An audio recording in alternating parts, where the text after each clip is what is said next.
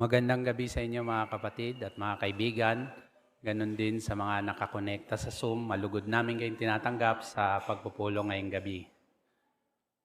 Ating pasisimulan ng ating pagpupulong sa pamamagitan ng masayang pag-awit ng papuri sa Diyos na Yehova sa awit 77. Kung angkop sa inyong kaligayan, tayo ay tumayo at sabayan natin ang saliw ng musika sa awit 77 na may temang liwanag sa mundong madilim, halaw sa 2 Korinto 4:6.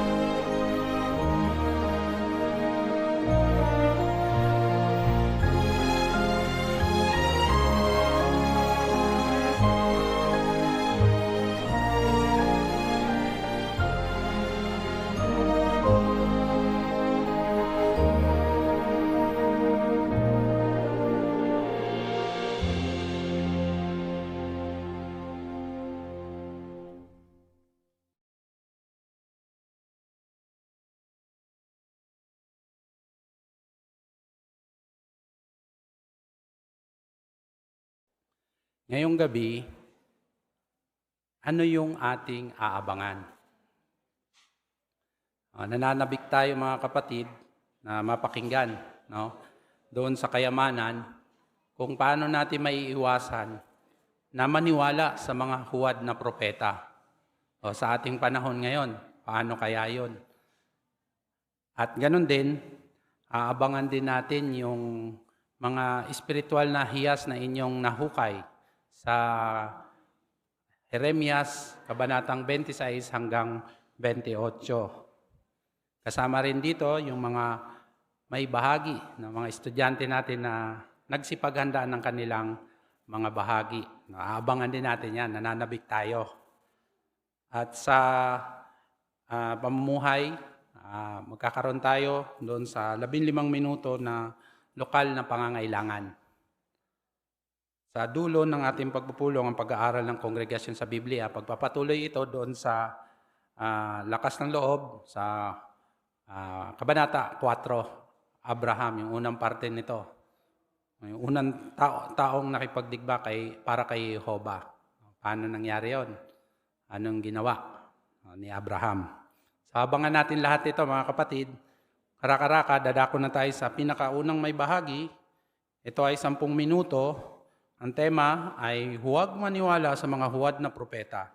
Ito ay ihahatid sa atin ni Brother Eman Villamor.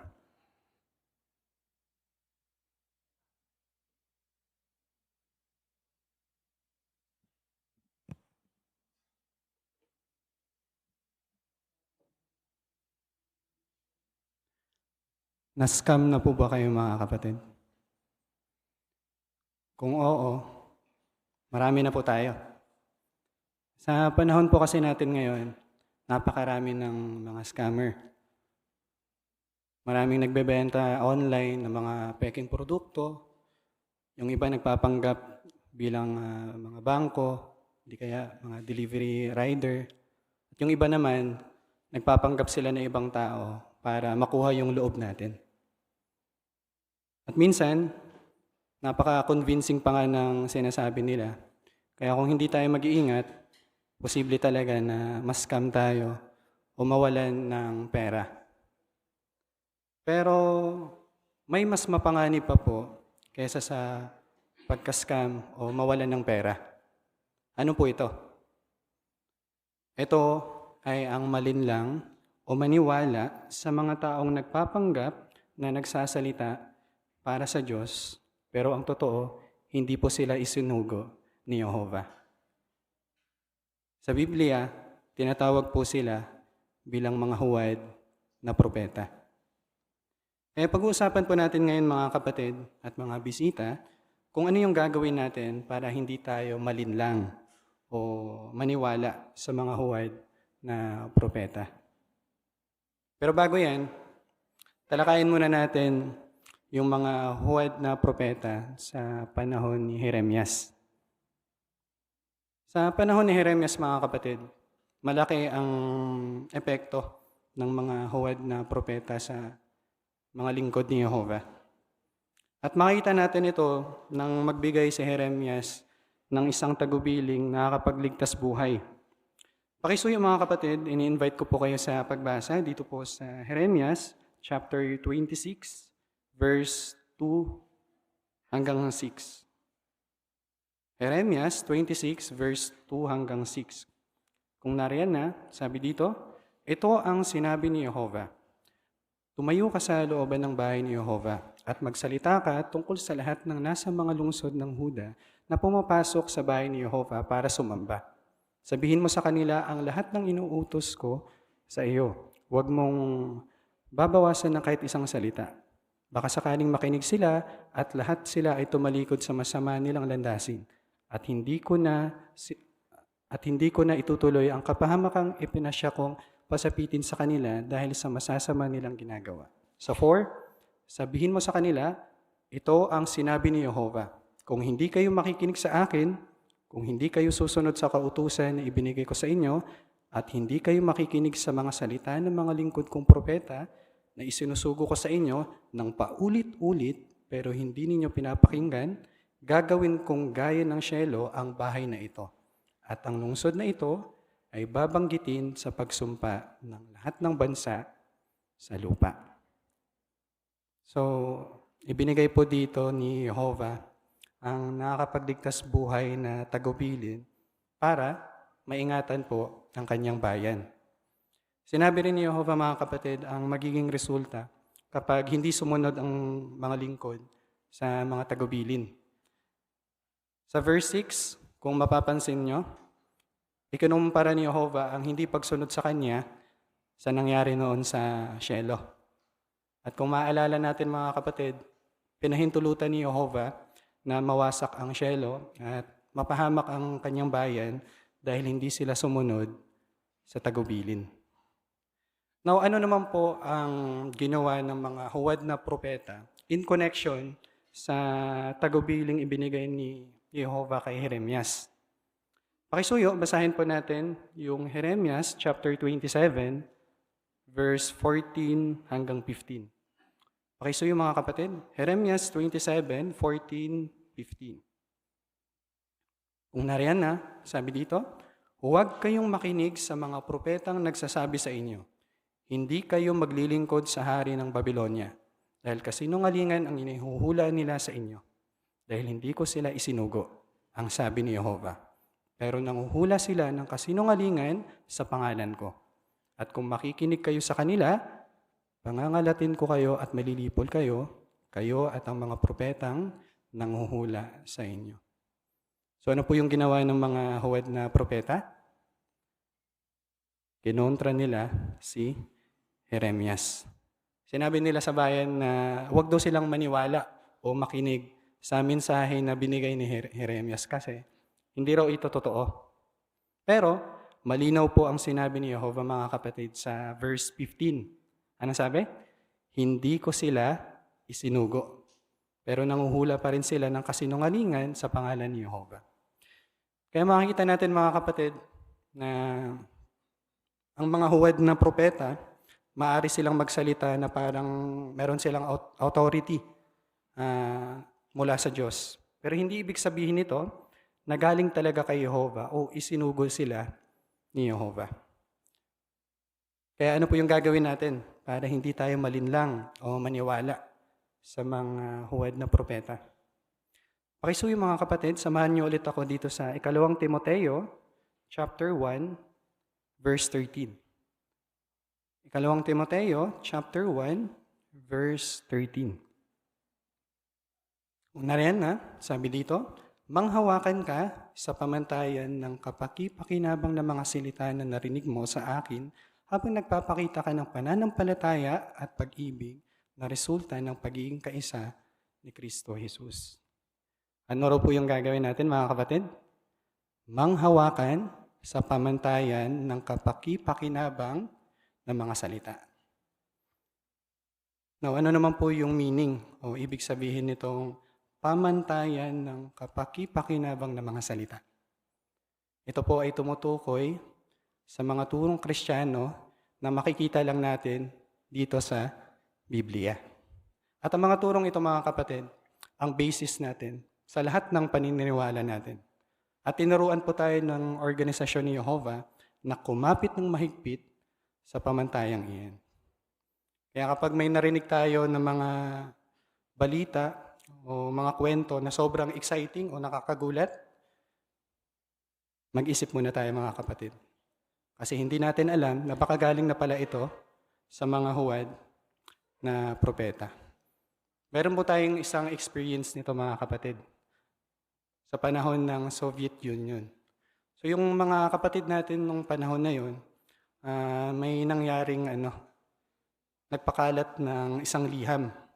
At ang liham na ito, pinagmukha ng mga kaaway natin na nanggaling ito sa mga punong tanggapan. At sa letter na iyon, sinabi na kailangan daw ng mga kapatid na bumuo ng separate na grupo o organization. At kung titingnan, parang totoong-totoo o legit yung aliham na iyon. Pero hindi po nadaya yung tapat na mga kapatid. Bakit? Dahil nakita nilang salungat ang mensahe nito sa mga katotohanang natutuhan nila. Ngayon, paano naman natin matutularan ang mga kapatid na yon sa panahon natin ngayon? Pakisuyo po sa ating larawan. Sa picture, makita natin ang mga kapatid na nasa isang gathering. At makita din natin sa harap ang isang brother kung saan pinapakita niya sa mga kapatid ang isang video sa internet tungkol sa mga saksi ni Jehovah. Kung tayo po yung nasa sitwasyon na yan, mga kapatid, ano po kayong gagawin natin? Basta-basta na lang ba tayo maniwala sa impormasyong iyan? O hindi po? Kasi kung unang-una, kung i-zoom in natin yung tablet, mapapansin kaagad natin na hindi sa atin yung website, yung interface ng website, hindi sa atin. Kaya susuriin muna natin ang impormasyon at ikukumpara natin ito sa mga turo na natutuhan natin mula sa Biblia. At kung may sinasabing galing daw ito sa organisasyon ni Jehovah, ano naman yung gagawin natin? Pwede po nating tingnan sa ating official website na jw.org para makumpirma po natin kung totoo ba talaga ang impormasyong ito. Maraming salamat po sa larawan. O mga kapatid, tulad ng mga scammer ngayon, gagawin nila ang lahat na paraan at mga taktika para lang makapang-scam. Gayun din si Satanas at ang kanyang mga huwad na propeta. Gumagamit ang mga kaaway natin ng iba't ibang taktika tulad ng internet, social media, AI, o yung tinatawag ngayon na deepfake para lang magpakalat ng maling impormasyon tungkol sa organisasyon ni Jehovah. Kaya mga kapatid, huwag po tayo basta-basta maniwala sa mga impormasyong mukhang totoo. Gaya ng pagiging maingat natin sa mga scam, doble ingat din po tayo sa mga impormasyong naririnig at nakikita natin. Kapag may isang mensahe na nag-aangking galing kay Jehovah, huwag agad maniwala. Suriin natin ito, ikumpara sa salita ng Diyos, at siguraduhin na ayon ito sa mga katotohanang natutuhan natin. Sa ganitong paraan, may iwasan nating malinlang o maniwala sa mga huwad na propeta.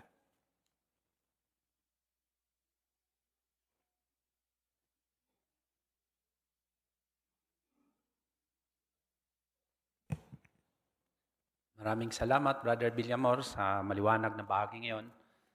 Naunawaan natin, mga kapatid, na dapat talaga tayo mag-ingat, lalo sa panahon natin ngayon na maraming mga pinapakalat na mga kasinungalingan, ang mga huwad na reliyon, gamit ang mga makabagong teknolohiya. Dadako tayo ngayon sa susunod na bahagi, ang spiritual na iyas sa Jeremias Kabanatang 26 hanggang 28. Ito ay pangangasiwaan ni Brother Ezekiel Tisara.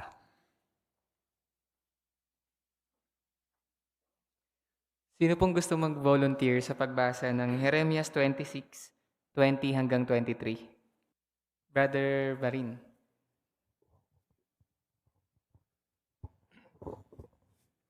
At may isa pang lalaki na nanguhula sa ngalan ni Jehovah, si Urias na anak ni Simayas mula sa Kiriat Jearim. Humula siya na gaya ng mga salita ni Jeremias laban sa lungsod na ito at laban sa lupaing ito. Narinig ni Haring Jehoiakim at ng lahat ng malalakas na mandirigma nito at ng lahat ng matataas na opisyal ang mga sinabi niya at gusto siyang ipapatay ng hari.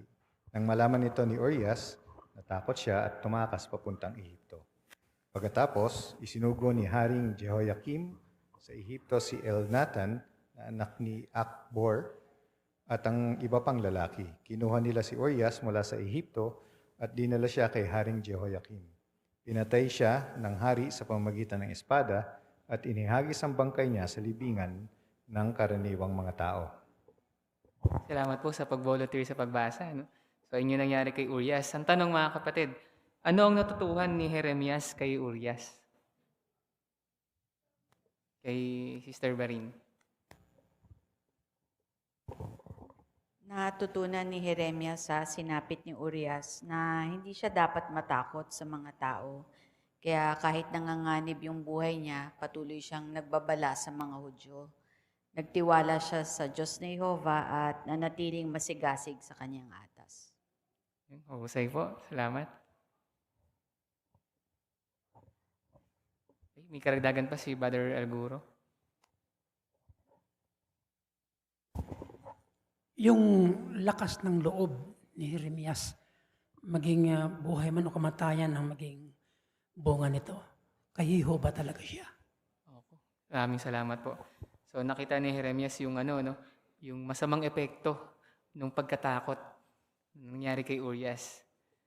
Ngayon mga kapatid, sa pagbabasa ng Biblia para sa linggong ito, anong spiritual na hiyas ang nagustuhan mo? Sister Garland. Nagustuhan ko po yung 26:15 dahil sa pagiging masunurin at lakas ng loob ni Jeremias, nagtiwala po siya kay Jehovah, kaya nagawa niyang mga tuwiran sa harap ng matataas na opisyal at sa buong bayan. May kinalaman sa magiging hatol ni Jehovah sa kanila. Kaya kung tularan po natin si Jeremias sa lakas ng loob at magtiwala din kay Jehovah, may paabot din po natin sa mga tao sa ngayon ang mga hatol at kautusan ni Jehovah ng may lakas ng loob. Gandang punto yun. Kay Sister Pambid.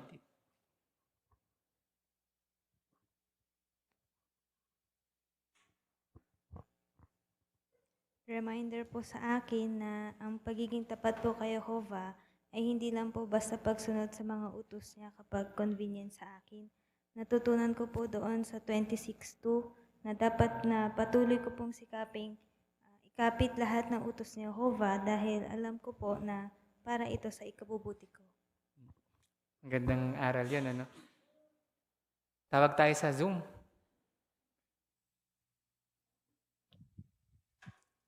Sa Jeremias 26:20-23, di maganda yung result ng iniwan ni Urias yung atas na binigay ni Jehovah sa kanya dahil nagpadala siya sa nararamdaman niyang takot. Hindi siya tatakas papuntang Egypt that time kung convinced siya na tutulungan at iingatan siya ni Jehovah. Kaso mas totoo para sa kanya yung kinakatakutan niya. Napaalalahanan po ako noon na huwag bigyang daan yung negative emotions or takot na i-push tayo na gumawa ng sarili nating diskarte na may halong panic para malusutan yung mahirap na sitwasyon. Gusto ni Jehovah na magpagay tayo sa kanya at bigyan natin siya ng reason at pagkakataon para tulungan tayo. Maraming salamat. Magandang pagbubulay-bulay yun, Sister Delgado. Kay Sister Cho.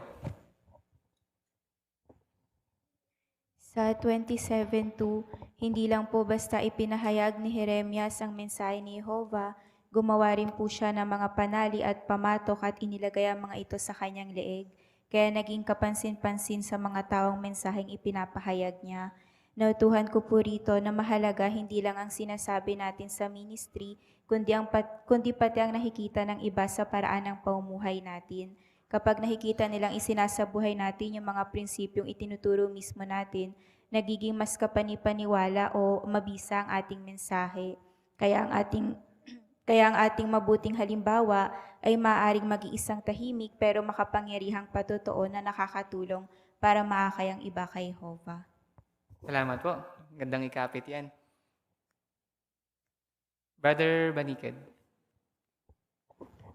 Sa 26:3, pinapakita nito yung pagsusugo ng paulit-ulit ni Jehovah ng mensahero niya sa mga tao noon na tumalikod sa kanya ay nagpapakita na sa panahon natin ngayon ay gusto rin ni Jehovah na yung mga tao ngayon ay magsisi at hindi sila makaranas ng kaparusahan ni Jehovah sa inaharap. Kaya natutuhan ko dito na yung hangarin ni Jehovah na magsisi ang mga tao sa ating panahon para tumanggap din ng pagpapala sa inaharap ay nagturo sa akin na maging matyaga sa pagtuturo sa mga tao sa ating teritoryo. Baka sakaling ayaw tumanggap sila sa panahong ito, pero baka sa malapit na inaharap ay tanggapin na nila ang katotohanan. Maraming salamat po doon. Brother Baswell. Nagustuhan ko po yung Jeremias 26, verse 24. Di lang natin na makikita rito yung lakas ng loob ni Jeremias, kundi makikita rin natin yung ginawa ni Ahikam. Ginamit niya yung impluensya niya para tulungan si Jeremias nung nanganganib yung buhay nito. Kaya pinapaalala po nito sa akin na pwede rin akong gamitin ni Jehovah para palakasin o suportahan yung isang kapatid na dumaranas ng mahirap na sitwasyon. Magandang punto po yan. Salamat po. Sister Baring.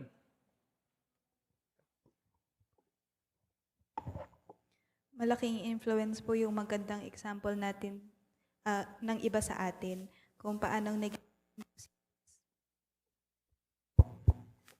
naging ganun din po si Urias kay Jeremias. Natutunan ko po dito na mahalagang mapanatili po yung katapatan ko kay Jehovah para matulungan ko din po yung iba na makapanatiling tapat. Salamat po sa magandang paalala na yon. Sister Baswell. Sa 27:11 po, sinabi ni Jehovah na yung mga bansang magpapasakop sa Babylonia ay mananatili sa kanilang lupain. Magtatanim sila at titira doon. Napansin ko po na hindi naman ang grande yung gantimpala na sinabi. Simple lang, sasakahin nila at maninirahan sila doon sa lupain. Pinaalala po nito sa akin na hindi laging extraordinary yung resulta ng pagsunod kay Jehovah. Minsan yung pagpapala niya ay yung magkaroon tayo ng kapayapaan at maipagpatuloy natin ng maayos yung normal na buhay natin.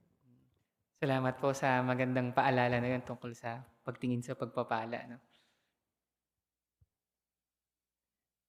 Sister Tulagan.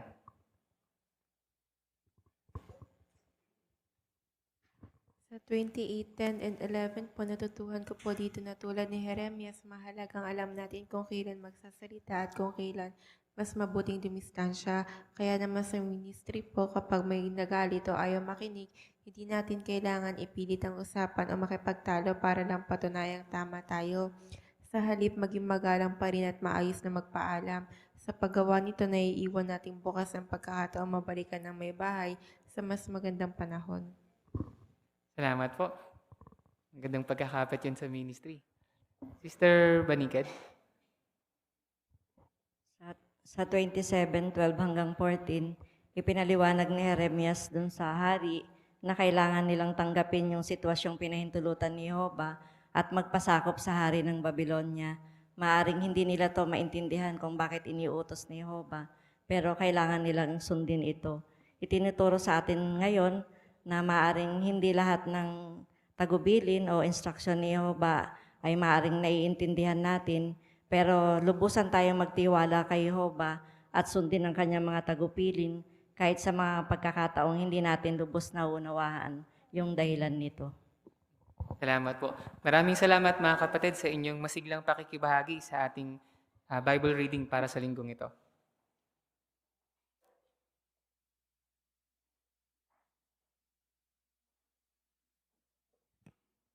Maraming salamat, Brother Tisara, sa mahusay na pangangasiwa. Bago natin dakuin ang pagbabasa ng Biblia sa gabing ito, papakisuyuan muna natin ang host group number 2 sa second hall. At ang mangangasiwa nito ay si Brother Ferdinand Gaton.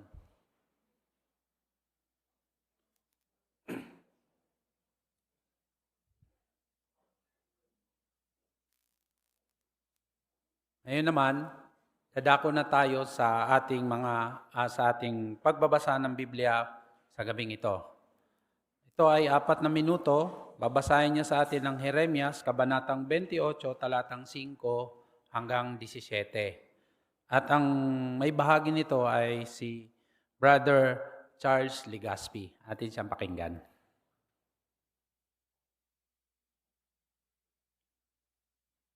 Pagkatapos, nagsalita ang propetang si Jeremias sa propetang si Ananias sa harap ng mga saserdote at ng buong bayan na nakatayo sa bahay ni Jehovah.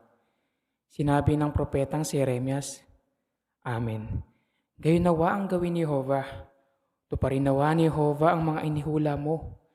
Ibalik nawa niya sa lugar na ito mula sa Babylonia ang mga kagamitan ng bahay ni Jehovah at ang lahat ng ipinatapon. Pero pakisuyo, pakinggan mo ang mensaheng ito na sasabihin ko sa iyo at sa buong bayan. Noon pa man ay nanguhula na ang mga propetang nauna sa akin at sa iyo tungkol sa maraming lupain at takilang kaharian, tungkol sa digmaan, kapahamakan at salot. Kung manghula ang isang propeta na magkakaroon ng kapayapaan at magkatotoo ang salita ng propeta, malalaman ng lahat na talagang isinugo ni Jehovah ang propetang iyon. At kinuha ng propetang si Ananias ang pamatok sa leeg ng propetang si Jeremias at binali ito. Pagkatapos ay sinabi ni Ananias sa harap ng buong bayan, Ito ang sinabi ni Jehovah, ganito ko babaliin sa loob ng 2 taon ang pamatok ni Haring Nabucodonosor ng Babylonia na nasa leeg ng lahat ng bansa. At umalis ang propetang si Jeremias. Matapos baliin ng propetang si Ananias ang pamatok na nasa leeg ng propetang si Jeremias, dumating kay Jeremias ang mensaheng ito ni Jehovah. Puntahan mo si Ananias at sabihin mo sa kanya, Ito ang sinabi ni Jehovah, mga pamatok na kahoy ang binali mo, pero kapalit ng mga iyon ay gagawa ka ng mga pamatok na bakal. Dahil ito ang sinabi ni Jehovah ng mga hukbo, ang Diyos ng Israel. Maglalagay ako ng pamatok na bakal sa leeg ng lahat ng bansang ito para maglingkod sila kay Haring Nabucodonosor ng Babylonia at magiging lingkod niya sila. Kahit ang mga hayop sa parang ay ibibigay ko sa kanya. At sinabi ng propetang si Jeremias sa propetang si Ananias, Pakisuyo, Makinig ka, O Hananias. Hindi ka isinugo ni Jehova, pero pinaniniwala mo ang bayang ito sa isang kasinungalingan. Kaya ito ang sinabi ni Jehova, aalisin kita sa ibabaw ng lupa.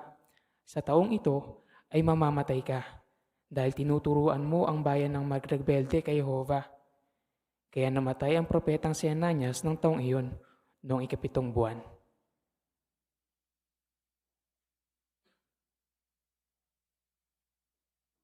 Maraming salamat, Brother Legaspi, sa mahusay na bahagi. Aming kang tinitingnan dito sa Aralin 1, mahalin ng mga tao, point 4. Pagtuturo. Pagtuturo. Aralin 5. Ano ba ito? Tumpak na pagbabasa.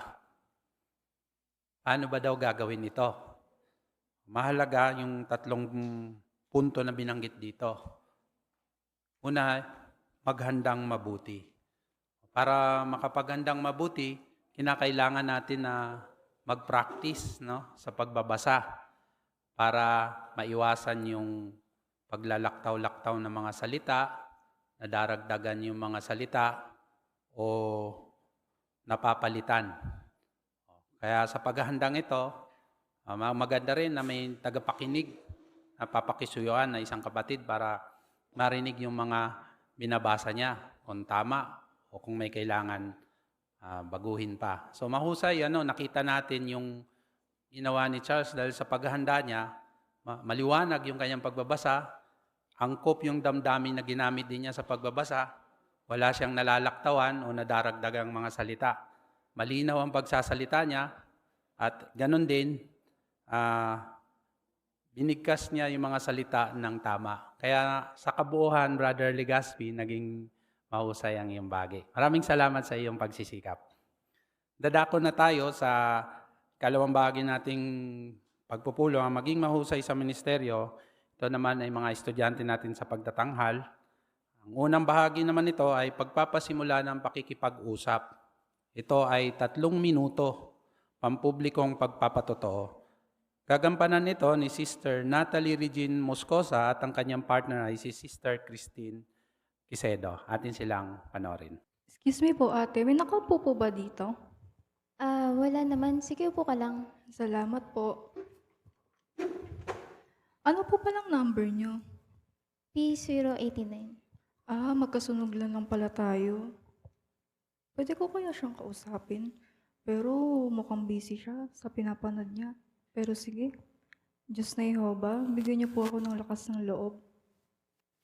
May paparating na naman pong bagyo ate, no?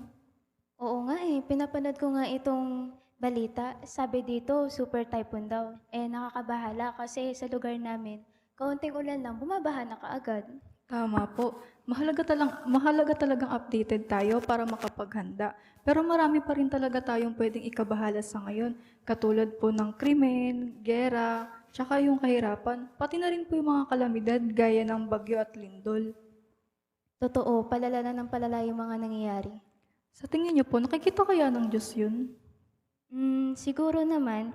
Kasi naiisip ko din kasi bakit hinahayaan ng Diyos na mangyari ito. Makapangyarihan naman siya. Kaya din naman yung solusyonan yung mga masamang nangyayari dito sa lupa. Gaya na nga lang nitong bagyo. Ang ganda naman po ng tanong niyo ate. Okay lang po ba kung magbasa po tayo ng isang teksto na related din po sa tanong ninyo? Dito po sa unang Juan 5:19, pakibasa po. Alam natin na tayo ay nagmula sa Diyos, pero ang buong mundo ay nasa ilalim ng isa na masama. Salamat. Pero ayon sa teksto, sino raw po yung isa na masama? Si Satanas? Tama. Kaya maliwanag po na hindi talaga gusto ng Diyos yung masamang nangyayari. At sinasabi rin po sa unang Pedro 5:7 na nagmamalasakit siya sa atin. Pwede po ulit pakibasa? Oo nga no, ang ganda naman mga tekstong yan. Salamat din po sa pakikinig. Kung okay lang po, pwede ko po bang kunin yung messenger ninyo? Para kung gusto niyo po, may isisend po akong maikling video na related din po sa tanong ninyo. Yung title po, Bakit hinahayaan ng Diyos yung pagdurusa? Para mapanood niyo na rin po. By the way po, ako nga po pala si Natalie. Ako naman si Christine. Ito naman yung messenger account ko.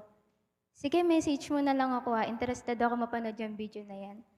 Naku, mukhang number ko na ata yung tinatawag. Sige, mauna na ako sa'yo, Natalie.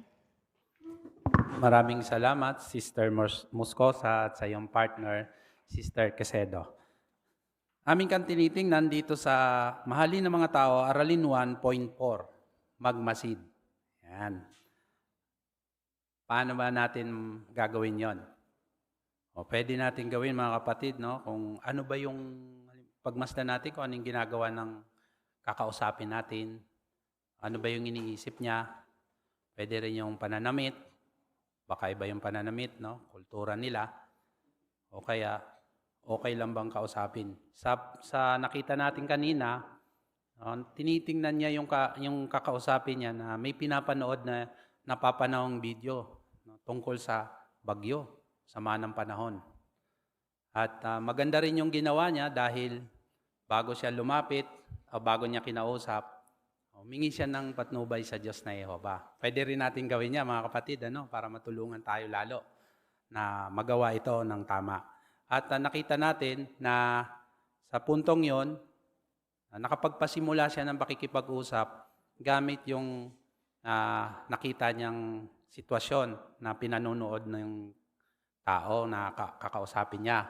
At nai-open niya yung tungkol sa kalagayan ng mga kinababahala, yung bagyo at iba pang mga alalahanin.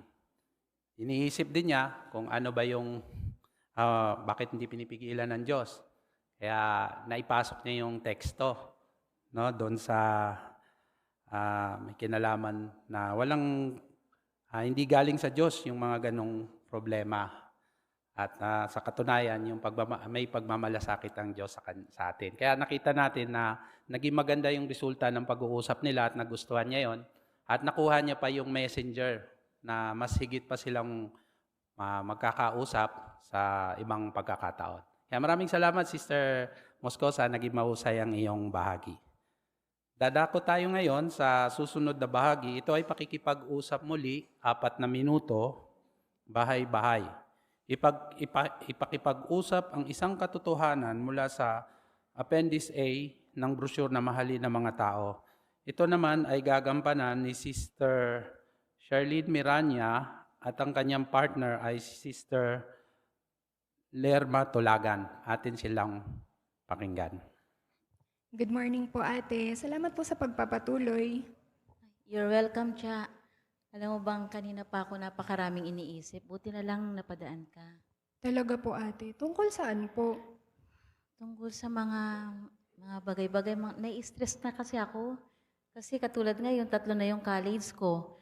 Hindi biro yung gastusin. Laki ng yung tuition fee nila. May mga field trip pa, thesis. Alam mo naman yung buhay namin, di ba? Hindi naman sapat yung kinikita ko sa pagtitinda. Katulad kanina, pina-check up ko pa si Faith dahil 5 days nang sumasakit yung tiyan niya. Kaya talagang nai-stress ako. Bala ko nga pahintuin yung isa para makatulong sana sa paghahanap buhay sa akin. Hindi biro talaga yung mga gastusin ngayon. Ay, naku, Cha, mukhang marami na yata ako nasabi sa'yo. Pasensya ka na, wala lang akong mapag-voice outan. Naintindihan ko po, ate, yung kalagayan nyo. Totoo naman po, ang hirap po talagang magpaaral ngayon, magastos. Lalo na 3 pa sila, tapos sabay-sabay. Oo, sinabi mo pa, ang hirap talaga. Actually po, ate, wala man akong maitutulong sa inyo sa financial, pero meron po akong naisip na pwede po nating gawin. Ano yun? Panalangin po. Dati nananalangin ako, kaya lang itinigil ko na kasi madalas nananalangin ako, parang wala rin nangyayari. Salamat po sa pagiging honest, Ate Lerma. Totoo, hindi naman dahil sa nananalangin tayo, bigla na lang magkakaroon ng solusyon yung mga problema natin. Pero alam nyo po, merong magandang payo na mababasa dito sa Mateo 7:7-8. Pwede pong pakibasa? Patuloy kayong humingi at bibigyan kayo. Patuloy kayong maghanap at makakakita kayo. Patuloy kayong kumatok at pagbubuksan kayo. Dahil bawat isa na humihingi ay tumatanggap, at bawat isa na naghahanap ay nakakakita, at bawat isa na kumakatok ay pinagbubuksan. Salamat po, Ate Lerma, sa pagbabasa.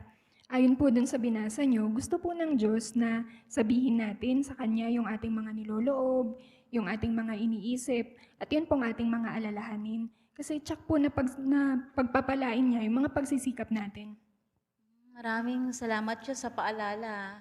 Pati tuloy yung pagpipray ko nadadami sa stress ko. Opo, okay lang naman po yun ate, naintindihan ko po. Minsan po talaga nangyayari yun, yung napo-frustrate tayo, nangihina po tayo.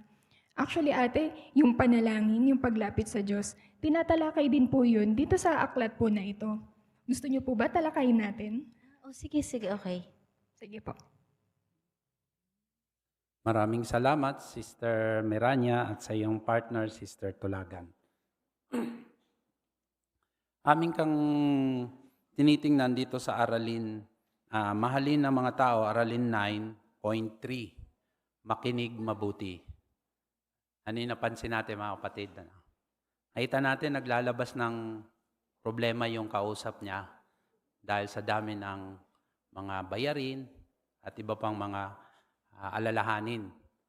At nakita natin na nakinig lang siya. Hinayaan niya lang maglabas ng niloloob yung kausap niya. At hindi siya sumabat o binaliwala yung damdamin. Bagkos narinig natin na okay lang po yun natin. Naintindihan po namin yan. So, pinapakita nun na talagang pinahalagahan niya yung damdamin ng kausap niya. Kaya nakita natin na ikapit ng husto ni Sister Miranya yung araling ito at nakita natin yung naramdaman nung kausap niya nung pinakita yung kailangan gawin doon sa problema, yung panalangin. Nung una, iniisip ng kausap niya ay wala naman yatang nangyayari. So, pinakita kung ano yung halaga ng panalangin, ng palagiang pananalangin para magre-resulta yon ng magandang bunga, kumbaga. Kaya doon, nagustuhan ng kausap niya at naisip niya, nadadamay pa yung panalangin dahil sa stress. Naikapit yung mga aralin na nakita natin dito sa puntong ito. Maraming salamat, Sister Miranya, sa baging ito. Dadako tayo ngayon sa huling estudyante natin, ang paggawa ng mga alagad. Ito ay 5 minuto sa aralin 20, intro 1 hanggang 3. At ang may bahagi nito ay si Sister Michelle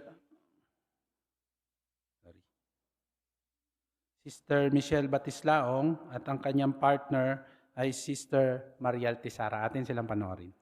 Quick recap muna tayo, Yel. Nung last study natin, napag-usapan natin yung mga ebidensya na ang mga saksi ni Jehovah ay tunay na mga Kristiyano. Alin dun sa mga nabanggit yung pinaka-nagustuhan mo? Yung lahat po ng paniniwala nyo ay nakabay sa Bible. Tsaka ganun din po si Jesus, di ba ate, nung nasa lupa siya, lahat ng, pag nagtuturo siya, nangangaral siya, lahat ng yun nakabase lahat sa banal na kasulatan. At ganun din po yung ginagawa nyo since tinutularan nyo siya. At saka nakakatawa rin ate kapag nagpapaliwanag kayo sa akin, kapag nagba-Bible study tayo, hindi kayo gumagamit ng sarili nyong opinion o yung gusto ko lang marinig. Lagi kayo nakabase sa Bible. Salamat sa pag-share, Yel. Actually, pareho tayo. Yan din yung nagustuhan ko nung nag-study pa lang ako. Ngayon dito sa Aralin 20, mapag-uusapan pa natin kung paano ino-organisa yung kongregasyon ng mga saksi ayon din sa patnubay ng Bible. Sige, umpisahan natin dito sa intro at point 1. Yan, salamat sa pagbasa, Yel. Bago natin sagutin yung unang tanong sa point 1, bakit ba kailangan na maging organisado yung bayan ni Jehovah? Kasi sabi po dito sa unang Korinto 14:33, si Jehovah ay Diyos ng kapayapaan at hindi ng kaguluhan. Kaya dapat lang po talaga na maging maayos at di magulo yung mga lingkod niya. Yun, tama. At dahil Diyos ng kaayusan si Jehovah, meron siyang inatasan na maging ulo ng kongregasyong Kristiyano. Sino siya? Dito po sa Efeso 5:23, ang sabi po, si Jesucristo. Tama. Pero nasaan na ba si Jesus ngayon? Nung namatay po siya dito sa lupa, binuhay po siyang muli, pero doon na po sa langit at espiritong nilang. Mahusay. At kahit nasa langit na si Jesus, siya pa rin yung nangunguna sa pag-organize ng gawain ng Bayan ni Jehovah sa buong mundo. Pero meron din siyang inatasan na grupo dito sa lupa. Basahin natin sa Mateo 24:45 and 45 to 47. Yan. Base sa teksto na yan, sino yung inatasan ng Panginoong Jesus para maglingkod sa sambahayan niya? Dito po sabi, tapat at matalinong alipin. Yan, tama. Tinatawag din silang lupong tagapamahala. Isa silang maliit na grupo ng makaransang mga elder na ginagamit ni Jesus para maglaan ng spiritual na pagkain sa bayan ni Jehovah. Hindi nila tinuturing yung sarili nila na mas nakatataas sa iba at hindi rin sila yung leader ng organisasyon. Kaya bilang emphasis lang, saan sila umaasa para magampanan nila yung atas nila? Nagtitiwala po lagi sila sa banal na kasulatan, yung principles po ng Bible. At saka sumusunod po sila kay Jehovah at sa direction po ni Jesus.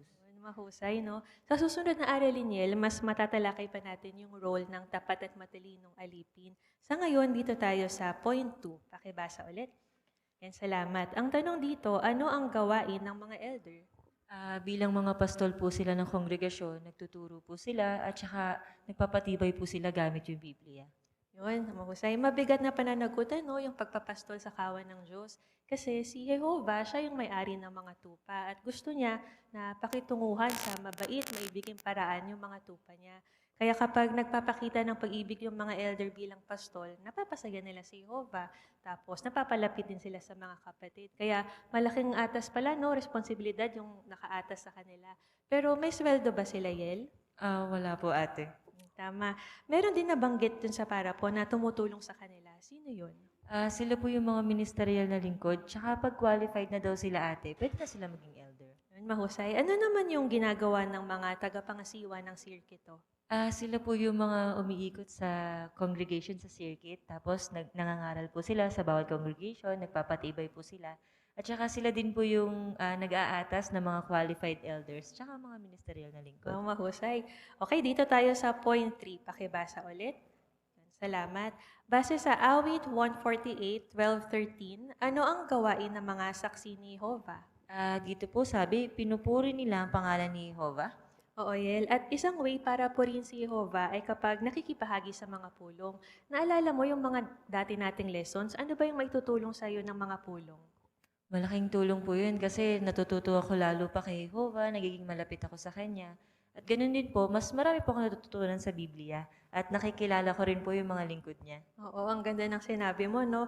Isa pang paraan, Yel, para mapapurihan sa Jehovah. Ano ba yung, naalala mo, yung pinakamahalagang gawain ni Jesus nung nabubuhay siya dito sa lupa? Yung pangangaral po ng kaharian ng Diyos. Yun, exactly. Yung ministry natin ay paraan din ng pagpuri sa pangalan ni Jehovah kasi nasusunod natin yung utos niya. Tapos nasi-share natin yung katotohanan sa iba. Naka-organize din yung gawaing pangangaral ng mga saksi. Sa next na aralin, mapag-uusapan natin yan. Pero sa ngayon, matatalakay pa natin kung anong uri ng leader si Jesus at paano siya matutularan ng mga elder. Pero bago doon, may tanong ka pa ba, Yel? Wala naman po, ate. Sige, dito na tayo. Maraming salamat, Sister Batislaong at sa iyong partner, Sister Tisara.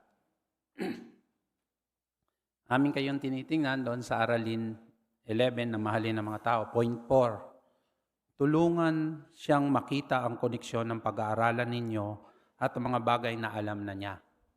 Doon sa umpisa ng pagpupulong, umpisa ng pag-uusap nila, binanggit niya doon yung quick recap. Ano ba yung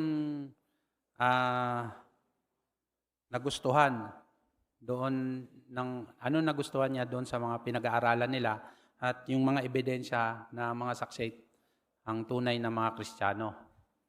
Nakita natin doon na laging ginagamit yung Biblia at doon din nakabase yung paniniwala nila. At nung sumunod na pag-aaral nila ay may kinalaman sa kung paano inoorganisa yung organisasyon ni Jehovah. At lahat ng mga kaayusan doon, mula kay Jesus bilang ating leader, tapat at maingat na alipin, mga elder at mga MS, kasama ang naglalakbay na tagapangasiwa, lahat yon ay nakabase sa Biblia. Kaya nakikita natin na konektado yung kanilang pag-uusap doon sa pag-aaralan nila at yung pinaniniwalaan ng kanyang inaaralan. Kaya dito nakita natin, Sister Batislaong, na naging mahusay ang iyong bahagi, na ikapit mo ang aralin nito. Maraming salamat sa iyo, Sister Batislaong. Nais ba nating pasalamatan lahat ng mga nagsiganap sa mga bahagi ngayong gabi?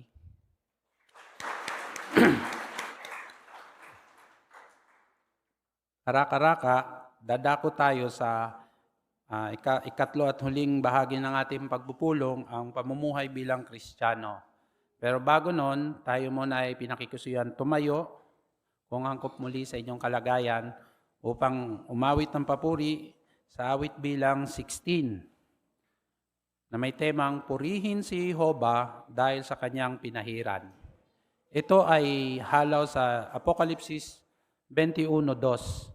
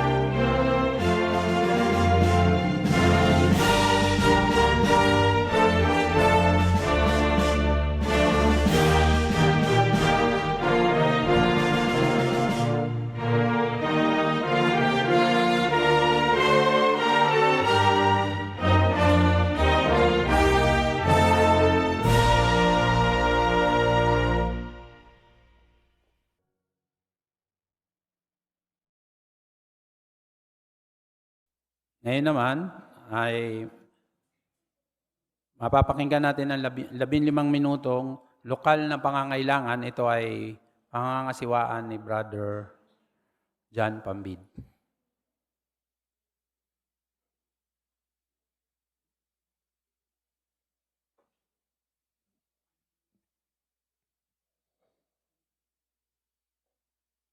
Kapag nag-aatas ang Diyos na Jehovah sa mga tao, kasabay nung atas na iyon, nagbibigay din siya ng mga tagubilin kung papaano nila ito isasagawa.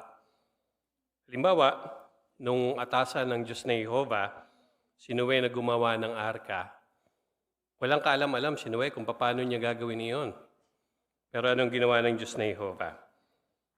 Pagsuyo mga kapatid, buksan ninyo yung Genesis 6:14 hanggang 16. Basahin natin ito. Kung nariyan na kayo, ang sabi, gumawa ka ng isang arka mula sa madagtang mga puno. Lagyan mo iyon ng mga silid at pahiran mo ng alkitran sa loob at labas. Ganito ang dapat mong gawin sa arka. Dapat na 300 siko ang haba nito, 50 siko ang lapad, at 30 siko ang taas. Gumawa ka ng bintana para makapasok ang liwanag sa arka. 1 siko mula sa itaas. Ilagay mo ang pasukan ng arka sa tagiliran nito at gawan mo ito ng una, ikalawa, at ikatlong palapag. Na-visualize ni Noe kung ano yung dapat na gawin, dahil dun sa mga maliwanag, detalyadong tagubilin ng Diyos na Jehovah. Ganon din yung ginawa niya nung utusan niya si Moises na lumapit sa mga matatandang lalaki at kausapin si Paraon. Alam natin, medyo may problema sa pagsasalita si Moises, Pero tignan natin yung ulat ng Exodo, Kabanatang 4, talatang 12. Anong ginawa ng Diyos na Jehovah?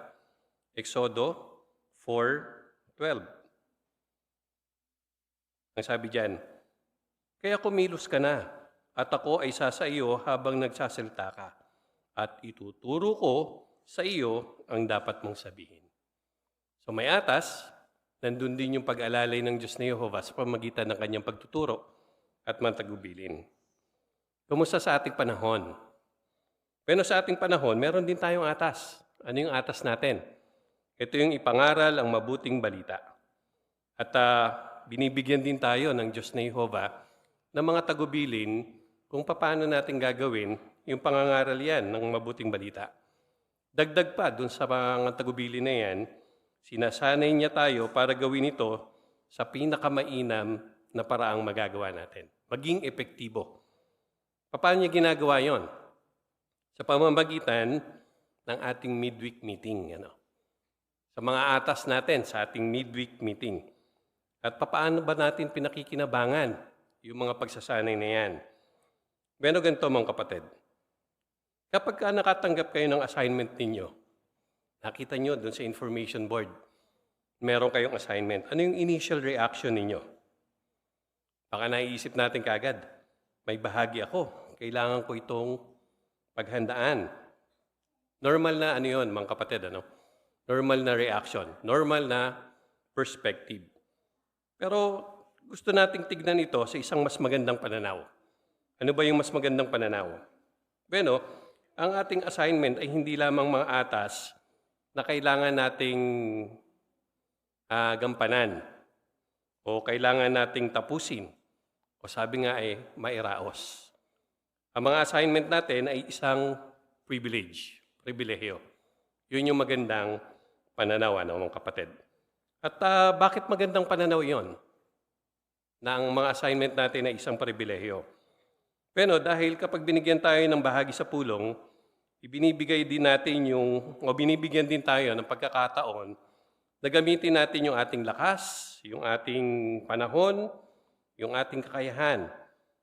Unang-una, para parangalan ng Diyos na Jehovah, at pagkatapos ay mapatibay ang mga kapatid sa kongregasyon. Kaya pag-usapan natin itong dalawang bagay nito. Bakit natin dapat pahalagahan ang ating assignment? Ano yung pangalawa? Paano natin ito paghahandaan ng mabuti? Pero, yung ating assignment ay pagkakataon na parangalan ng Diyos na Jehovah. Maikli ba ito o medyo mahaba? Expression ito ng ating pag-ibig at pagpapahalaga sa Diyos na Jehovah. Kapag nakatanggap tayo ng assignment, baka madali nating isipin, ilang minuto lang naman ito. 2 minutes, 3 minutes, 5 minutes na pahayag. O kaya baka isipin natin, simpleng assignment lang ito, kayang-kaya ko ito. Kung gayon, isa-alang-alang natin mga kapatid yung prinsipyo ng Kolosas, Kabanatang 3, talatang 23. Kolosas 3:23.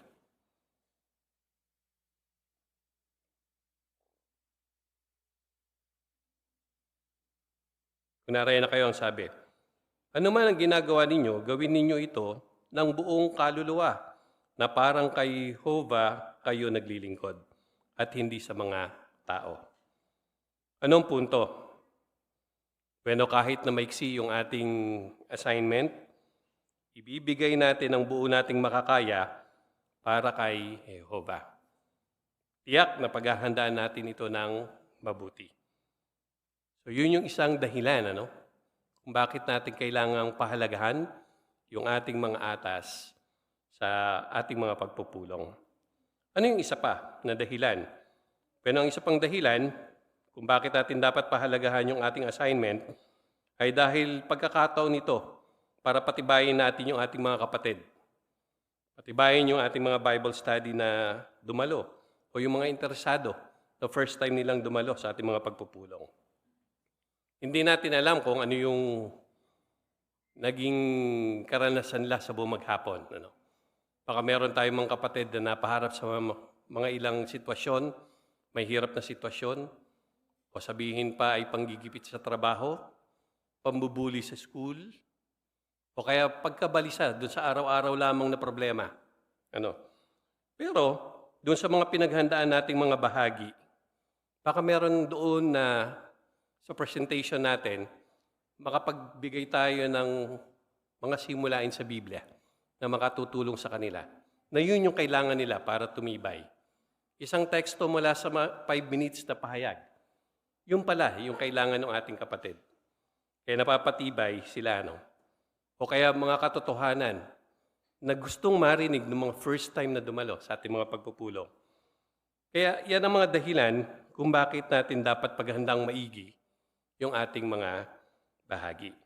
Kung ituturing natin isang pribilehyo yung ating assignment, tiyak, paghahandaan natin ito ng mabuti. At yan, dadakuan natin yung pangalawang punto. Papaano natin paghahandaan ng mabuti yung ating atas? Nakita natin yung dahilan kung bakit. Ngayon, kapag naghahanda tayo ng bahagi, nakatanggap tayo ng assignment, kailan tayo maghahanda? 2 days before nung bahagi natin? Bueno, yung bahagi natin ay natatanggap natin 2 weeks ahead, sa pinaka-late. Kasi may mas maaga pa. Kung minsan, sa buwan pa lang, meron na tayong assignment doon, O kaya nare-receive nyo na through GC. Di ba? Ang mungkahi ay paghandaan natin ito agad. Kapag na-receive natin, nakita natin na meron tayong bahagi, paghandaan natin ito agad. Paano natin gagawin yon? Unang-unang step, mga kapatid, ay manalangin. Manalangin tayo, pasalamatan natin si Jehovah, na gagamitin tayo para patibayin yung mga kapatid sa bahaging natanggap natin. At kasama doon sa panalangin na yon, maaari rin nating hingin yung kanyang banal na espiritu para tulungan tayo sa paghahanda ng ating bahagi. Pagkatapos nating manalangin, ano yung next step? Basahin natin yung material. Unawain yung punto. Pag-isipan kung ano ang layunin ng ating assignment. Kung ang bahagi natin ay para doon sa mga estudyante, sa maging mahusay sa ministeryo, pag-aralan din natin yung mga aralin na kailangan nating pasulungin. Mache-check nyo rin mga kapatid, kung ano yung mga settings na pwede nating gamitin. Actually, nandun na rin yun, Bakit ilinalagay yon? Kasi nga, sinasanay tayo ni Jehovah na maging epektibo sa ating ministeryo. At kaya kailangan nating samantalahin yung pagsasanay na yon. Pagkatapos nating maisaalang-alang yung mga bagay na yan, ano yung kasunod? Bubuuin na natin yung bahagi natin. I-develop na natin yung ating bahagi. Pagkatapos nating i-develop, meron pang isa pang mahalagang step. Ano yun? Mag-practice. Pra-practicein natin ng mahusay yung ating bahagi.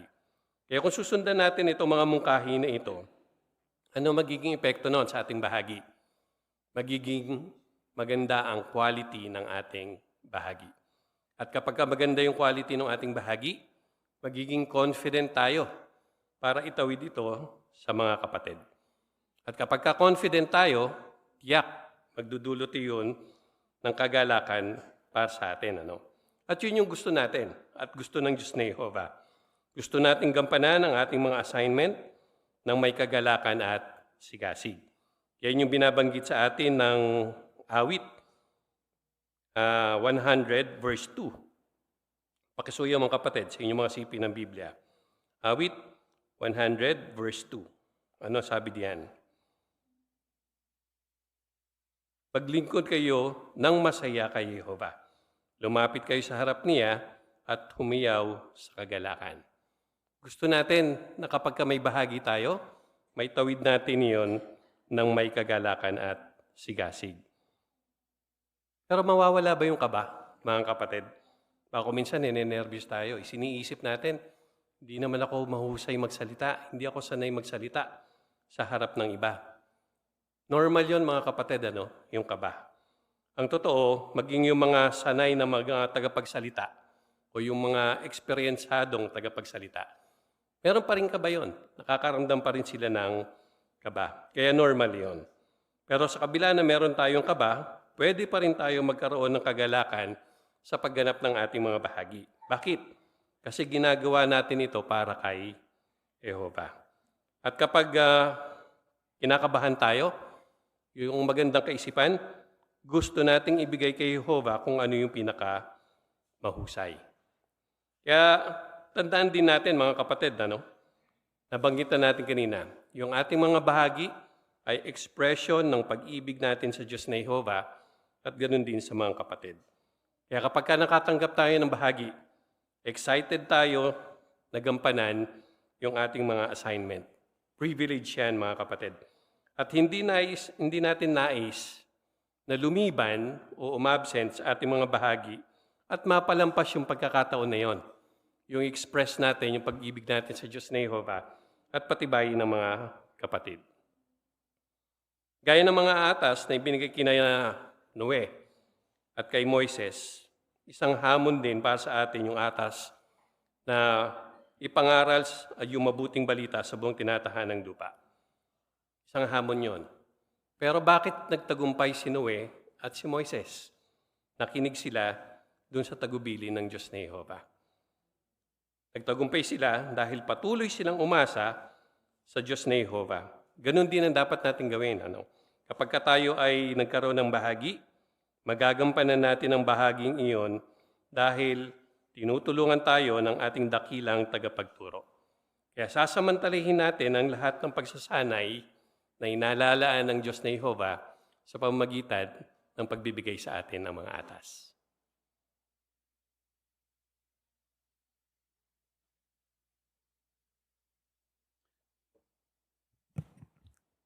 Maraming salamat, Brother Pambid, sa bahaging ito. Nais nating pasalamatan ang mga pribilehiyong ito at ipakita yung ating pagpapahalaga sa mga pribilehiyong ito. Dadako tayo ngayon sa pag-aaral ng kongregasyon sa Biblia. Doon na tayo sa lakas ng loob, na Kabanata 4, kay Abraham. Yung unang taong nakipagdigma para kay Jehovah. Ito ay pangangasiwaan ni Brother Jos Ursal at ang kanyang tagapagbasa ay si Brother Sedi Morante. Atin silang pakinggan.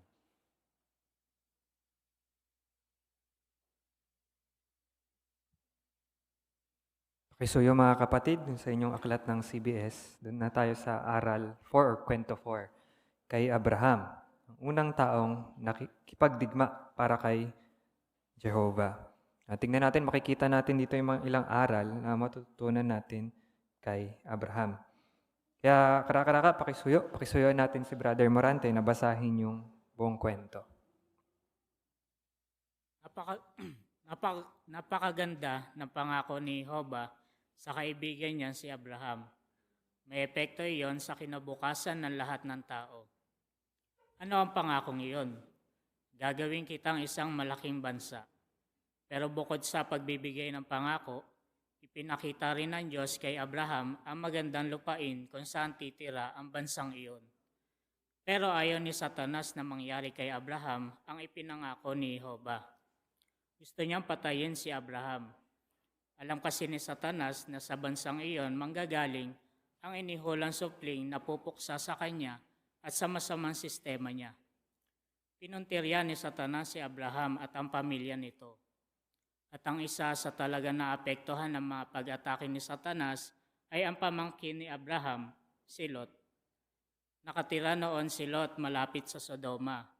Lumipat siya doon nang papiliin siya ni Abraham kung saan niya gustong tumira sa lupang pangako. At pinili niya iyon kasi napakaganda ng lugar na iyon. Pero napakasama at talagang makasalanan sa paningin ni Jehovah ng mga Sodoma. Kasama rin ang hari ng Sodoma sa alyansa ng 5 hari sa Kanaan. Ayaw na nilang magbayad ng buwis sa hari ng Elam, kaya nagrebelde sila.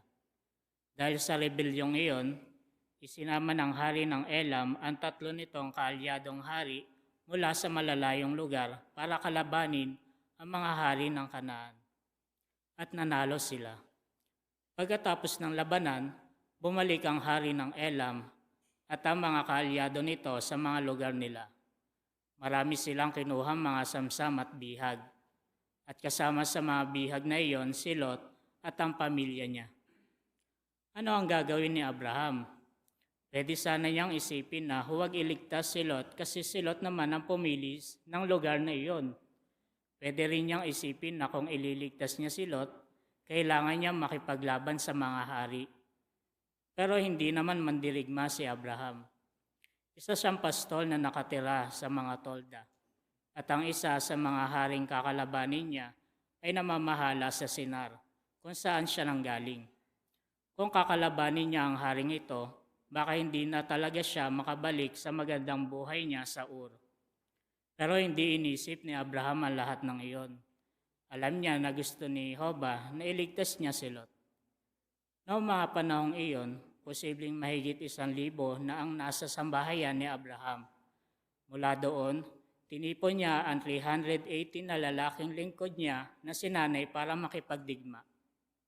Kasama ang ilan pa niyang kakampi, hinabol nila ang hari ng Elam at ang mga kaalyado nito. At naabutan nila ang mga ito sa rehiyon ng Dan. Noong gabi na, hinati ni Abraham sa mga grupo ang mga lingkod niya at umatake sila. Kahit mas marami ang kalaban, tinalo sila ng hukbo ni Abraham. Sinubukan tumakas ng 4 na hari at mga tauhan nila, pero hinabol pa rin sila ni Abraham. At noong malapit na sila sa Damasco, natalo niya sila. Binawi ni Abraham ang lahat ng kinuhang samsam at bihag ng mga kalaban, kasama na si Lot at ang pamilya niya. Ano ang naramdaman ni Jehovah sa ginawa ni Abraham? Natuwa ba siya? Oo. Alam natin iyan kasi noong pabalik na si Abraham at malapit na sa lungsod ng Salem, sinalubong siya ni Melkisedek. Si Melkisedek ang hari ng lungsod na iyon at isa rin siyang saserdote ni Jehovah. Pinagpala niya si Abraham sa pangalan ni Jehovah dahil sa ipinakita nitong lakas ng loob at pananampalataya. Ibinigay naman ni Abraham kay Melkisedek ang 10 ng pinakamabuting samsam. Nang gawin niya iyon, ipinakita niyang mapagpakumbaba siya. Alam niya na nagtagumpay siya sa tulong ni Jehovah. Malinaw ang digmaan iyon ay hindi digmaan ng tao, kundi digmaan ng Diyos. May sinasabi sa Biblia na aklat ng mga digmaan ni Jehovah. Malamang na ang pakikipaglabang iyon ni Abraham ang unang digmaang nakalagay sa aklat na ito. Pagkalipas ng daan-daang taon, paulit-ulit ding tinulungan ni Jehovah ang mga inapo ni Abraham, ang bayan niya, sa mga pakikidigma nila sa masasamang Kanaanita na nakatira sa lupang pangako. Pero dumating ang panahon na nawala ang proteksyon ni Jehovah sa bayan niya, ang bansang Israel. Hindi kasi sila naging masunurin. Bandang huli, nang hindi nila tanggapin ang anak niya bilang Mesyas, itinakwil niya sila. Kapalit ng bansang Israel, pumili si Jehovah ng isang grupo ng mga pinahirang Kristiyano. Pinagpapala niya sila at si Kristo ang nangunguna sa kanila. Pinagbawalan sila ni Jesus na makipagdigma.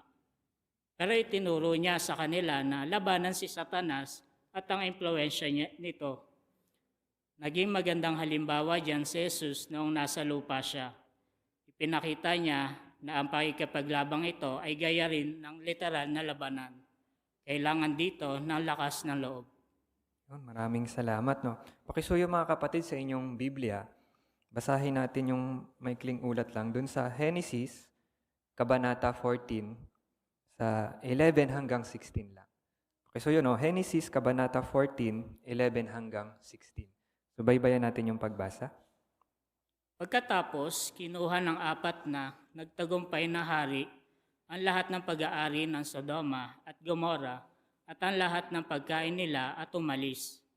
Kinuha rin nila si Lot, ang anak ng kapatid ni Abram na nakatira sa Sodoma, pati na ang mga pag-aari nito. Pagkatapos, isang taong nakatakas ang pumunta kay Abram na Hebreo at ikinuwento ang nangyari.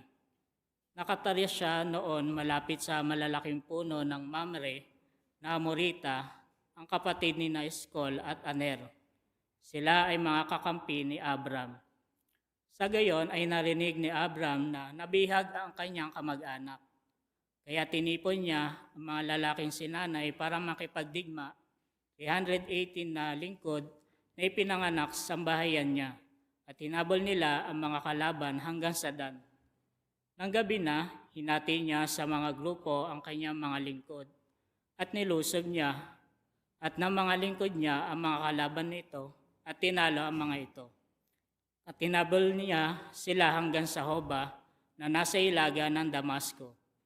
Nabawi niya ang lahat ng pag-aari at nabawi rin niya si Lot na kanyang kamag-anak, ang mga pag-aari nito, ang mga babae at ang iba pang bihag. Maraming salamat, Brother Morante, no, doon sa iyong mahusay na pagbasa ng mga parapo at teksto. Doon tayo mga kapatid sa may talakayin. Paano nagpakita ng lakas ng loob si Abraham? Mr. Alburo.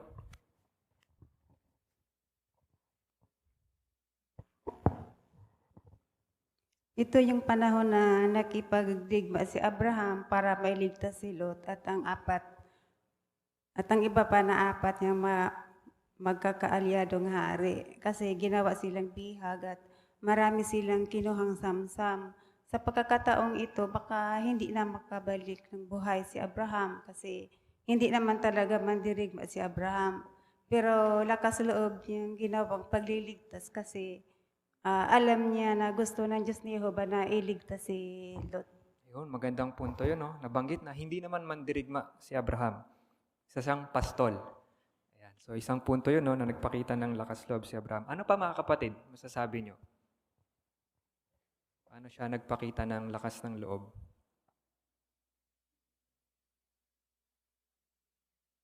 Ilan ba yung niya? Ay, si Brother Pambid? Hindi lang din po maliit na hukbo yung kakalabanin ni Abraham. Binanggit po dito sa para po na yung hari ng Elam. Meron pa siyang nirecruit na 3 pang hukbo, no, yung hari ng Sinar, yung hari ng Elasar, at saka yung hari ng Goim. So malaking hukbo yung kakalabanin ni Abraham at ang bilang nila 318 lang. Kaya talagang nagre-require ito ng napakalaking tiwala sa Diyos na Jehovah at ng lakas ng loob. Maraming salamat. Tama yan, no? Hindi siya mandirigma. 318 lang sila at napakarami nilang kalaban. Kaya talagang nagpakita ng lakas ng loob si Abraham sa pagtitiwala sa Diyos na Jehovah. Dako naman tayo dun sa may alamin. Sa unang tanong, anong mga ebidensya na nagpapatunay tama ang mga detalye sa ulat na ito ng Biblia? Ano yung mga ebidensya? Mr. Ocfemia? Ang isa po ay pinatutunayan ng arkeologo na ang Ilam ay isang makapangyarihang bansa na mahilig makipagdigma. Sabi po ng Funk and Encyclopedia, winasak ng mga Ilamita ang syudad ng Ur noong humigit kumulang 1950 BCE. Pagkatapos ito ay nagkaroon sila ng malaking impluwensya sa mga tagapamahala ng Babylonia. Yun, maraming salamat. So isang reference, no, yung Funk Wagnall's Standard Reference Encyclopedia. Ayun yung isang nagpapatunay. Ano pa? Meron pa bang ibang detalye? Mr. Orsal? Yung mga pangalan din mga haring Ilameta ay natagpuan din sa mga isinulat ng mga arkeologo. Example, yung Kudor na hawig sa Chidor. Tapos yung Diyosang Ilamita ay si Lagamar na hawig naman sa Laumer. Si Jedar Laumer ay tinatanggap na ngayon ng ilang sekular na manunod bilang isang hari nung lumipas na panahon. Ayun, maraming salamat. Meron pa kayong nais idagdag, mga kapatid? Sister Barin.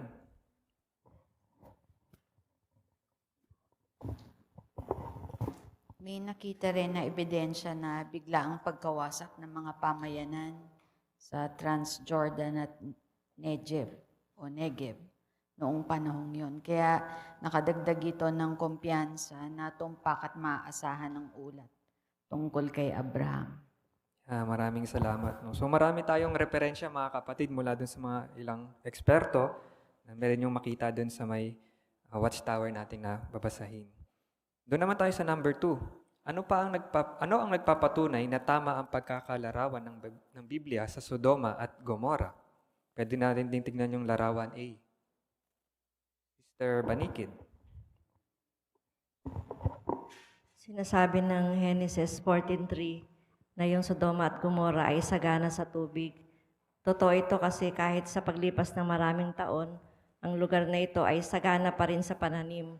Gaya ng makikita sa larawan, marami pa rin dito na nakatanim na datiles, trigo, cebada, punong ubas at iba pang pananim na nagpapakita na ang lugar na ito ay mataba at tubig.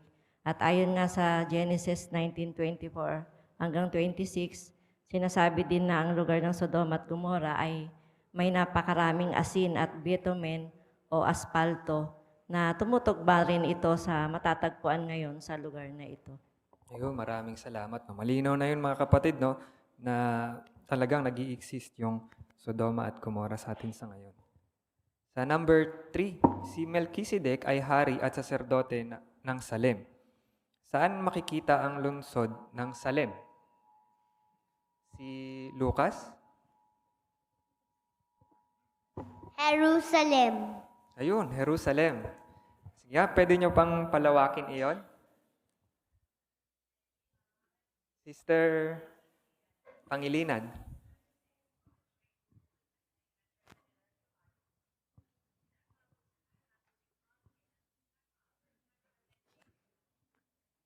Ayun. Tama po yun sa Jerusalem at merong mga makakasulatang patunay. Yung una, sinabi na si Abraham ay sinalubong ng hari ng Sodoma at ni Melchizedek sa mababang kapatagan ng hari. Posible na yung mababang kapatagang tinutukoy ay malapit sa Jerusalem kung saan tinayo ni Absalom ang isang bantayog. At yung ikalawang patunay, yung salitang Salem ay nakalakip sa pangalang Jerusalem gaya ng sinasabi sa awit 76:2. Yan, galing no mga kapatid, yung Salem. Jerusalem. Kaya malamang doon kinuha yon. Kaya yung Salem ay malamang nandun sa lugar ng Jerusalem. Maraming salamat po. Doon tayo sa number 4.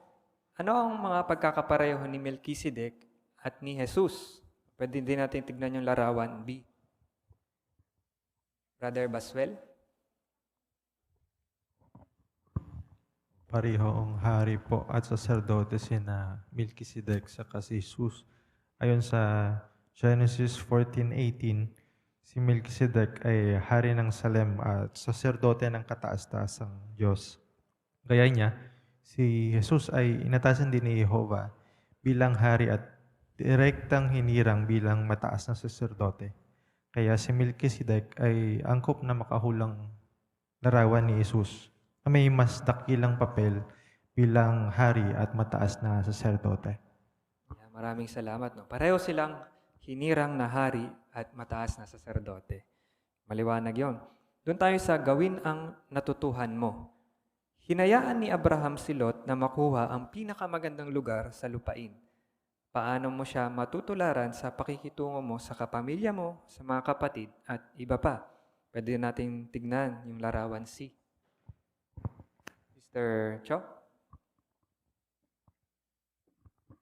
May kita po sa larawan na kusang ibinibigay ng brother ang pwesto niya sa isang may edad na mag-asawa para mas maging komportable po sila sa buong programa ng circuit assembly. Mapapansin din po na hindi na niya hinintay na hilingin sa kanya ang pwesto. Nakita niya ang pangailangan nila at kusa siyang nagbigay daan. Kaya pinapakita po nito na matutularan natin si Abraham kung hindi rin po natin uunahin yung sarili natin. Sa halip, magiging handa tayong magbigay daan para dun sa mas magandang pagkakataon o maibigay sa iba yung mas magandang bagay na higit na magiging mas kapaki-pakinabang sa kanila. Maraming salamat. Meron pa kayong komento doon, mga kapatid? Sister Cabanyas? Naging mabuti po ang pakikitungo at naging mapagpakumbaba po si Abraham sa pamangkin niya na si Lot. Gusto niya lang po ang pinakamabuti para sa kanya. Kaya gaya rin po ng nabanggit sa larawan kanina na ipadama po natin yung pag-ibig natin sa mga kapatid, pati yung pagmamalasakit. Gaya po na makikita na yung brother nag-offer siya ng upuan sa mag-asawang elderly. Maraming salamat. Meron pa kayong nais na i-komento na natutunan nyo doon? Ganda nang banggit kanina, nung kapakumbabaan. Kasi si Abraham, tito siya ni Lot. Mas may otoridad talaga si Abraham. Pero nagpakita siya ng kapakumbabaan. Meron pa kayong komento, Sister Francia?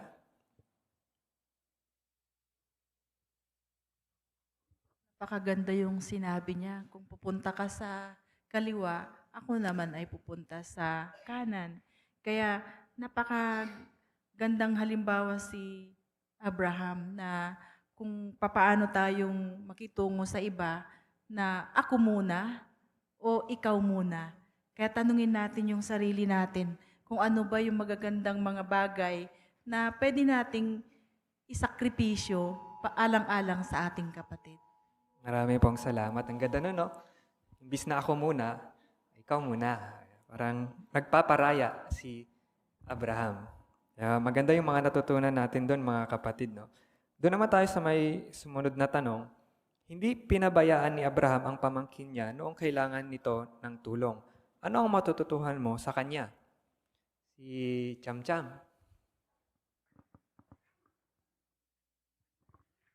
Palagi po tutulungan ang mga kapatid. Yun, palaging tulungan ng mga kapatid. Ang gandang halimbawa yon. Meron pa? Nais kayong komento? Sister Pambid?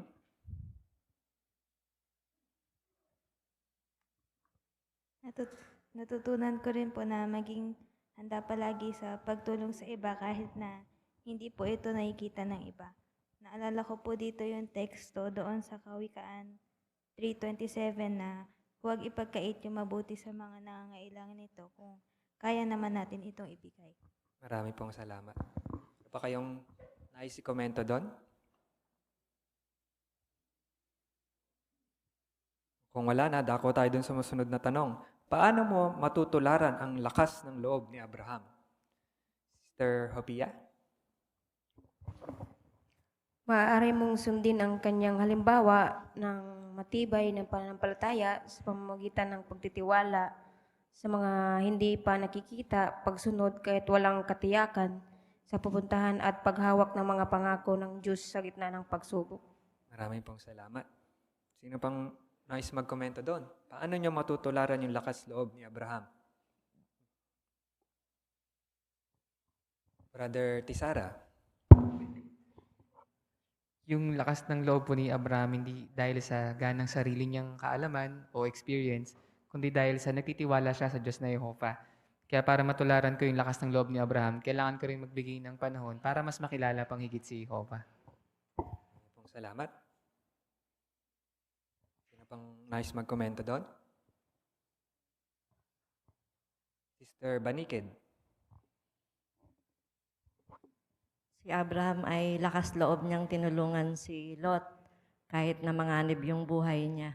Kaya sa ngayon, maaari rin natin tularan yung mga kapatid sa ibang bansa na kahit yung mga kapatid natin ay nabibilanggo, na kung saan ay nakakaranas ng pag-uusig. Pero yung mga kapatid, sinusuportahan nila yung ating mga kapatid na nabibilanggo, pinatitibay nila ito. Kaya ganoon din tayo, kung may mga pinag-uusig tayong kapatid, isama natin sila sa panalangin at gayon din, ipakita din natin yung ating pag-ibig sa kanila. Marami pong salamat. Nado na tayo sa mahalagang pag-isipan. Ano ang itinuturo ng ulat na ito tungkol kay Jehova? Si Lucas?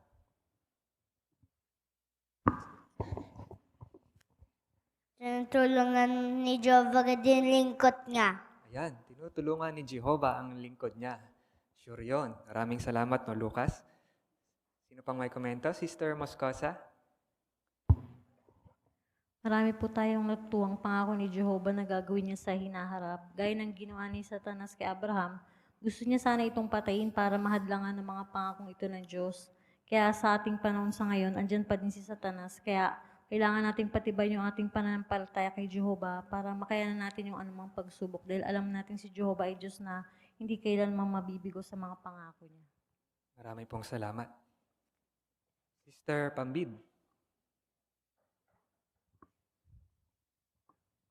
Na ginagamit ng Diyos na Jehovah ang isa, hindi dahil sa siya ay merong skill o magaling. Kasi tatandaan natin na si Abraham, ito ay first time na ulat ng pakikipagdigma at hindi naman siya warrior. Pero pinagpala ng Diyos na Jehovah yung kanilang gawain. Pinapakita nito na ang pinagpapala ni Jehovah ay yung willingness ng isa na magpagamit sa layunin ni Jehovah at siyak na pagpapalain niya yung kanyang kalooban. Marami pong salamat. Magandang punto po yan. No? Doon na tayo sa sumunod na tanong. Ano ang connection ng ulat na ito sa layunin ni Jehovah? Sister Calara? Pinakita ng ulat na iniingatan ni Jehovah ang katuparan ng layunin niya. Dahil sa angka ni Abraham manggagaling ang ipinangakong supling, ang Panginoong Jesus. Yan, maliwanag yan, no? So may pangako kasi si Jehovah kay Abraham. At sinisigurado niyang matutupad iyon, kaya iningatan niya siya. Doon tayo sa huling tanong. Ano ang itatanong mo kina Abraham at Lot kapag binuhay silang muli? Personal na tanong to, mga kapatid. Sister Matubis. Tatanungin ko po siya kung ano yung naramdaman niya nung magpasya siyang harapin po yung 4 na makapangyarihang hari para iligtas si Lot. Kung natakot ba siya at kung ano yung nakatulong sa kanya na lubos na magtiwala kay Jehovah. Maraming salamat. Pastol versus 4 kings. Talaga nakakakaba nga yun, no? Meron pa kayong gustong itanong kina Abraham at Lot? Sister Cho? Gusto ko rin pong itanong sa kanya kung ano yung naging pinakamahirap na bahagi ng pagliligtas niya kay Lot. Maraming salamat. Sister Pia? Kay Lot, ano po ang naging pinakamalaking hamon sa pagpapalaki ng pamilya sa gitna ng napaka-immoral na lungsod ng Sodoma? Yan, tama nga, no? Kasi si Lot, nandun siya sa Sodoma at Gomorrah. Halos lahat ng tao doon. Medyo mahirap pakisamahan. Kaya magandang tanong yan. Sister Ursal. Kay Lot, itatanong ko kung ano yung naramdaman niya nung siya ay binihag na, nung sinakop yung lungsod na yun. Maraming salamat.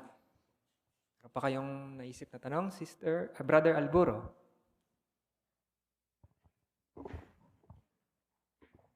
Pwede nating itanong kay Lot, yung asawa niya nang lumingon nga, na ayaw ng Diyos na lumingon kasi mamamatay siya. Naging haliging asin, pwede nating itanong kay Lot, ano ba yung asin na yun, yung ginagamit talaga sa panluto? Pwede nating ang tanong kasi hindi naman yata binanggit sa Bible kung yung asin na yun, ang ginagamit mga accessories para sa kailangan na pagpanluto. Tanong natin yan, Brother Alburo. No? Meron pa kayong nais itanong kina Abraham at Lot kapag binuhay silang muli? Naisip niyong tanong, mga kapatid? Sister Tisara? Kay Lot din po. Tatanungin ko lang po sa kanya kung ano yung unang pumasok sa isip niya nung nalaman niyang naging haliging asin yung asawa niya. Magandang tanong yan, no? Hindi siya makalingon din doon, eh. Magandang mga tanong yan ng mga kapatid, no, na itatanong natin sa kanila kapag binuhay silang muli at nakita natin sila. Kaya nakita natin sa Aral 4 na ito, mga kapatid, yung lakas loob na ipinakita ni Abraham na kahit bagaman isa siyang pastol, ay nakipagdigma siya at talagang ginawa niya kung ano yung gusto ng Diyos na Jehovah. At sa susunod, kay Abraham pa rin yung tatalakayin natin dahil nagpakita ulit siya ng lakas ng loob na ating aabangan.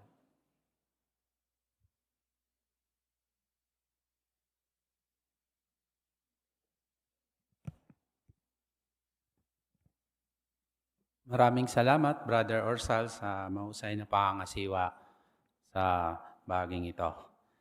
Mabilis na natapos ang ating pagpupulog ngayong gabi, mga kapatid. Marami tayong napakinggan na nakapagpapatibay at nakapagpapalusog sa ating espiritual. Tulad ng pag-iwas natin sa mga huwad na mga propeta. Sa ngayon, sa panahon natin, paano natin yung gagawin? Na marami ngayon ang naglilipa ng mga maling impormasyon tungkol sa atin. So, paano natin mabubulay-bulay o maiingatan na hindi tayo madaya doon sa bagay na yon. At ganoon din, nakinabang tayo sa mga estudyante natin na nagsitanghal dito kanina. Paano natin gagamitin sa ating ministeryo yung pagiging mapagmasid, maging makinig ng mabuti kapag naglalabas sa loobin ng kausap natin sa bahay-bahay at yung mga iba pang bahagi nito. Ganon din, natutunan natin kanina yung pagpapahalaga sa ating mga atas, sa ating mga pribileyo, na pagsisikapan natin ng buong makakaya natin para mapapurihan si Jehovah at ganon din makapagpatibay sa ating mga kapatid. Sa uli, yung sa ating CBS kay Abraham kung paano siya nagpakita ng lakas ng loob. Ngayon naman mga kapatid, nais naman natin marinig ang inyong mga napahalagahan ngayong gabi. Ano po ang inyong napahalagan ngayong gabi mga kapatid sa ating pagpupulong?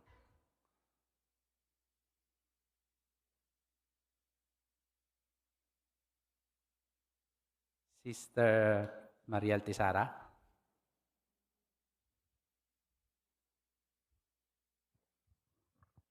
Yung pong dun sa lokal na pangangailangan, napatibay po ako dun sa pahayag, may kinalaman sa bahagi, na kapag may bahagi tayo, maging excited tayo, at tignan natin itong isang pribilehiyo na pagkakataon natin ito para makapagpatibay sa mga kapatid sa kongregasyon.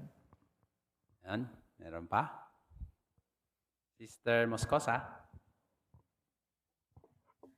Sa US po, gusto kong tularan yung lakas ng loob ni Abraham dahil hindi po siya nagpadala sa takot dahil alam niyang tutulungan siya ni Jehovah. Kapag may mga bagay po akong inaalala, alalahanin ko po ang halimbawa ni Abraham at magtitiwala sa Jehovah dahil alam kong hindi niya ako papabayaan. Salamat. Meron pa? Sister Orsal? Yung katapangan ni Jeremias at dapat natularan sa halip na si Urias. Ayan. So, sige, isa na lang. Brother Pambid, Lip. Doon po sa unang pahayag na pahalagahan ko po yung paalala na palagi nating sisiguraduhin yung pinagkukunan natin ng information at talagang mas safe kung makukuha natin yung information at balita natin mula sa official sources katulad ng ating website. Yan, tama po, no? Ngayon naman, no, lahat tayo nagpapasalamat sa mga spiritual na tinanggap natin ngayon. By next week, ano naman yung ating aabangan? Doon sa unang bahagi nun, tatalakayin kapag dinidisiplina tayo ni Jehovah, sa tamang antas, ang mga lingkod niya, paano ba tayo nagre-react? Yan. Paano tayo nagre-react kapag dinidisiplina tayo? At ganoon din, abangan natin yung mga estudyante na magsisitanghal uli.